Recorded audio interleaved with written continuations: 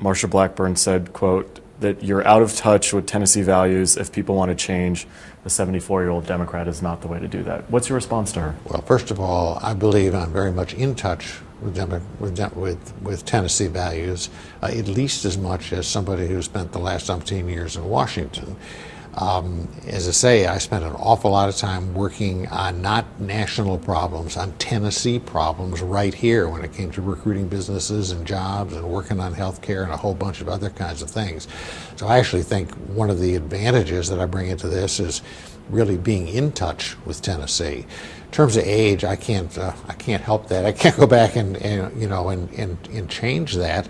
But I don't think it hurts to have a few people come to Washington who are grown up and have got some experience in these areas. And I think some of the things that I can bring to the party in the way of experience about how to get things done in a bipartisan way, how you, particularly in health care, how it works and how you get things done, I think can be a real asset. There's a place for 35-year-olds, but there's a place for somebody like me too, who who's got that experience and that track record, and I think people can rely on to actually get some stuff done instead of just posture.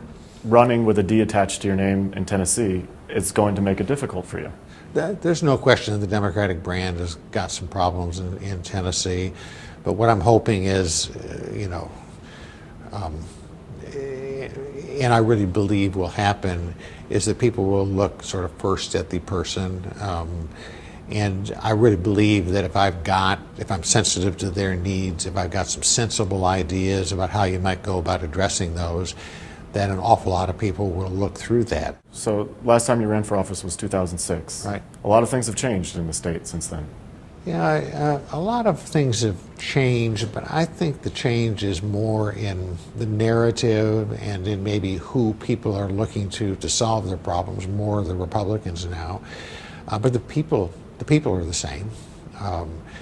Just by the numbers, there have to be several 100,000 people who voted for me and then turned around and voted for Donald Trump. Just look at the numbers in the state.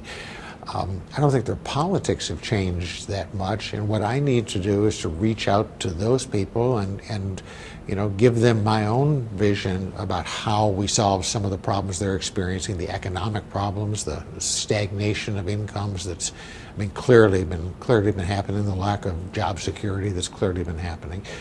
So I think it's as long as you don't run on the basis of, I'm a Democrat, vote for me for that reason, but saying, look, you know me, I try to do things in a bipartisan way.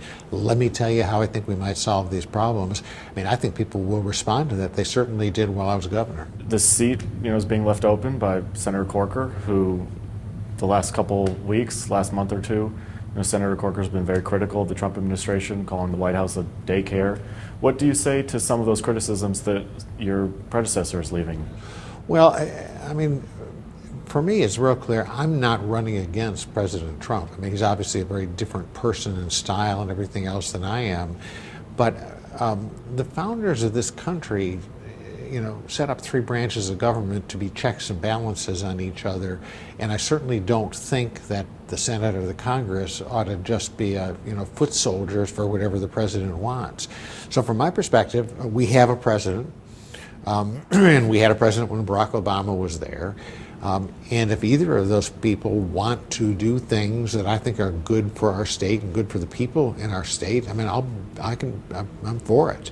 And conversely, if either of them want to do things that aren't good for people, then I don't want to be for it. I just would like to sort of much more think for myself a bit about these issues and not just be an assured vote one way or the other. It's not what the founders intended the Senate to be.